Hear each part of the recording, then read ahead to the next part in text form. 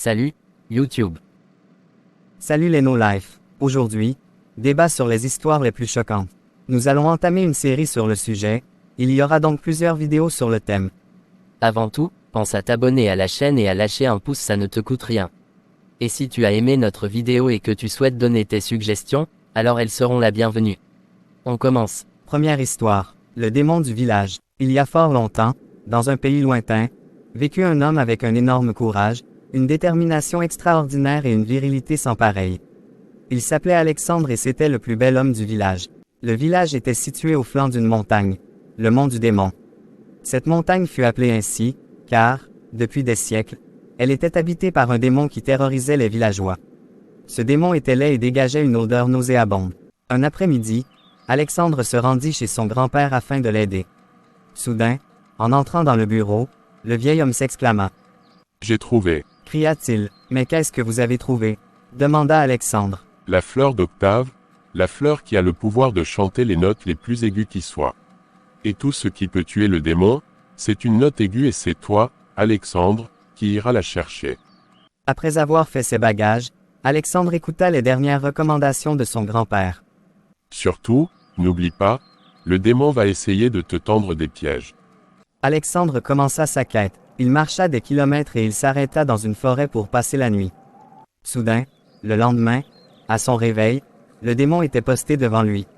Il lui fit une offre. « Je t'offre une demeure, de la richesse et une femme contre l'abandon de ta quête. Quel homme serait assez fou pour refuser une telle offre ?» Alexandre refusa. Ce dernier continua sa quête. Soudain, il arriva devant un petit sentier terrifiant. Tout en marchant dans ce sentier, Alexandre était craintif. Tout à coup, une meute de loups s'arrêta devant lui. Le démon apparut. « Je peux te sauver si tu abandonnes ta quête. » Alexandre sortit son couteau et un loup lui sauta à la gorge. Le jeune se débattit et tua le loup. La meute s'en alla et le démon disparut. Alexandre arriva enfin à l'orée de la forêt. Au moment où il vint pour y entrer, un froid intense entoura le jeune homme. Des vipères et des araignées sortirent de nulle part. Une voix se fit entendre. « Si tu croyais arriver à me détruire, tu as eu tort.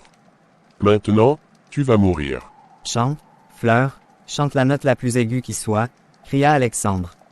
Le démon éclata comme un verre de cristal. Fin. Mouais, simple, tranquille pour un début, à mon tour. La peine de mort. C'est l'histoire d'une petite fille, Émilie.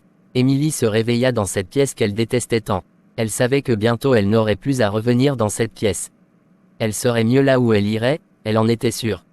Bien qu'elle ait déjà eu quelques craintes à ce sujet, maintenant elle avait confiance en elle.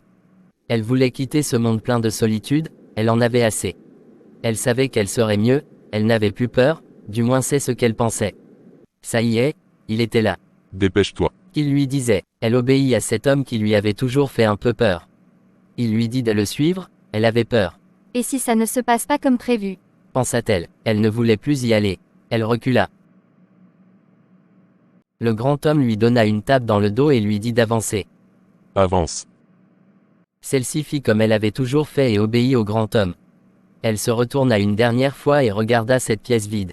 Elle savait que bientôt elle ne ferait plus partie du même monde que cette pièce. L'homme l'amena dans une pièce qu'elle avait déjà vue auparavant, il lui dit qu'elle n'avait que 15 minutes devant elle. Elle se prépara, elle devait être parfaite pour cette dernière et première journée. Elle eut droit à une visite, elle vit sa mère.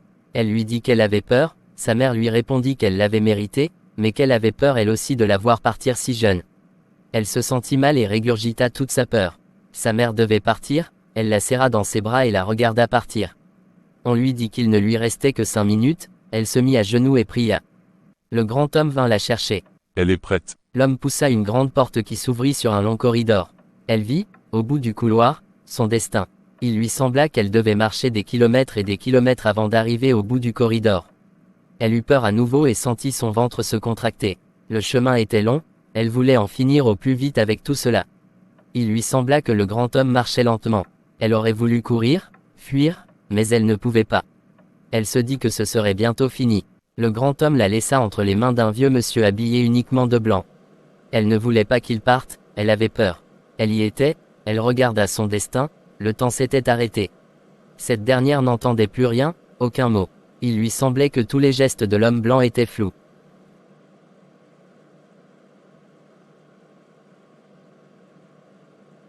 Il lui parlait, elle le savait. Elle s'efforça d'écouter. Il lui demanda encore. Alors Émilie, veux-tu prendre Charles pour époux? Oui, je le veux. S'entendit-elle répondre. Émilie soupira toutes les peurs et toutes les émotions qu'elle avait ressenties au cours de cette dernière heure. Elle était soulagée, mais surtout heureuse. Elle se retourna vers le grand homme et lui sourit. Il s'approcha d'elle et lui dit qu'il était fier d'elle, sa fille. Pour être choquant, ton histoire est choquante. On ne s'attendait pas du tout à une fin comme ça. À mon tour. Deuxième histoire. Avez-vous déjà rêvé que vous étiez seul au milieu d'une rafale de gens vous regardant en riant aux éclats? Eh bien, c'est ce qui m'arrivait presque à chaque jour depuis que j'étais tout petit. Tout a commencé plus précisément lors de mon entrée en seconde. J'avais tout de suite su que j'allais être la risée de toute l'école. Dès mon premier cours, la plupart des élèves de ma classe étaient devenus mes pires adversaires. Le soir, après l'école, ils me donnaient rendez-vous derrière l'école dans la cour de récréation et me ridiculisaient. La plupart du temps, ils m'amenaient dans un coin et me battaient tour à tour comme une pauvre bête. Je ne résistais pas longtemps et je déguerpissais, honteux de rage. Après cette terrible humiliation, je rentrais à la maison en faisant mine de rien, mais ma mère remarquait bien que mon comportement changeait. Elle se mit donc à se poser de sérieuses questions à mon sujet. Un jour, elle osa m'en parler, mais je ne lui racontais rien. De toute façon, c'était de ma faute si je me faisais battre, non. J'étais un adversaire piteux. Avoir été un peu plus intelligent, peut-être aurais-je trouvé le moyen de me sortir de ce mauvais pas. Ce n'était malheureusement pas mon cas. Ils finiraient bien tous par m'oublier, du moins, je l'espérais.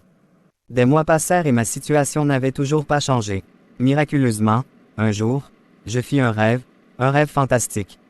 Mes ennemis étaient tous par terre et je les dominais entièrement. Ils avaient tous l'air minables et je m'en réjouissais. Est-ce que c'était l'image qu'ils voyaient de moi en temps réel? Je réalisais, ce jour-là, à quel point j'étais un adversaire faible et facile à vaincre. Je ne pouvais plus accepter cette pauvre image de moi. Tout ce qu'il me manquait, c'était un peu de confiance en moi. Désormais, j'allais en avoir. J'allais les affronter ces manipulateurs et j'allais tous les battre. Je me mis à prendre le train, chaque soir pour aller à la salle de sport et m'entraîner, 7 jours sur 7. Je devenais meilleur de jour en jour et je crois même que je m'étais rendu invincible. J'étais finalement prêt, j'allais achever tous ceux qui m'avaient fait souffrir de honte trop longtemps. Un jeudi soir, après l'école, ma vengeance allait avoir lieu. Mes ennemis m'attendaient déjà derrière l'école selon leur habitude. Cette fois, il y aurait encore une défaite, mais ce ne serait certainement pas la mienne. Plus je m'approchais du lieu du combat, plus je sentais leur désir de m'anéantir. Le plus gros et costaud de leur groupe s'avança vers moi, l'air songeur, se demandant de quelle façon il allait commencer son massacre cette fois-ci. Je ne lui laissai aucun temps de répit, je sortis toutes mes tactiques et le battis fièrement. Les autres y passèrent tour à tour sans aucune pitié de ma part. Je venais de mettre fin à toutes ces années de souffrance. Et dire que j'avais failli ruiner toute ma jeunesse pour un stupide jeu de cartes. Et voilà pour cette histoire, la morale à retenir. Ne jamais se dégonfler, si tu veux arriver à quelque chose dans ta vie. On espère que ça en choquera plus d'un, pour mieux réagir. Très bien, la dernière sera pour moi. Après ce sera l'heure d'aller se coucher. Petit bonus, je vais vous raconter cette histoire et je prendrai donc l'apparence même des personnes concernées, alors mettons-nous dans le bain de cette effroyable histoire. 2 jeunes filles partagent une chambre dans un campus. Harley. Oui, Kim, est-ce que tu as l'heure? Il est 9 heures. Oups. J'ai oublié de rendre un livre à la bibliothèque qui ferme bientôt. Je dois y aller mais je reviens dans peu de temps.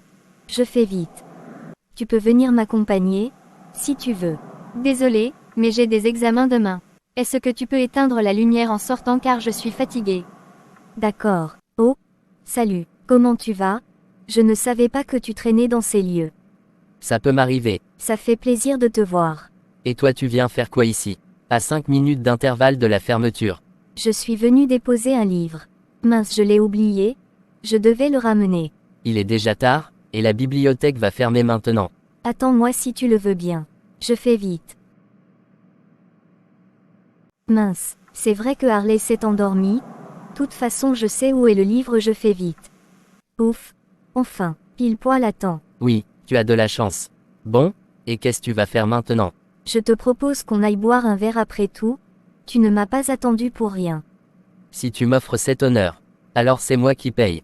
Quand elle retourne à sa chambre, elle y trouve une armée de policiers et une ambulance. Un policier la saisit et la conduit dans la chambre, Elle voit deux choses à ce moment qui seront gravées pour toujours dans sa mémoire, le matelas de sa coloc immaculé de sang et quelque chose d'écrit avec un rouge à lèvres dans le miroir de son bureau, es-tu contente de ne pas avoir laissé la lumière allumée? Choquée, elle n'oubliera jamais les derniers mots de sa coloc. Gravés à jamais. Oula, je suis sur les fesses. Il nous faudra la suite un jour.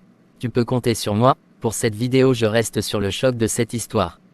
Et comme toujours nous vous souhaitons la meilleure des soirées. Portez-vous bien. Et à très vite. Pour de nouveaux débats.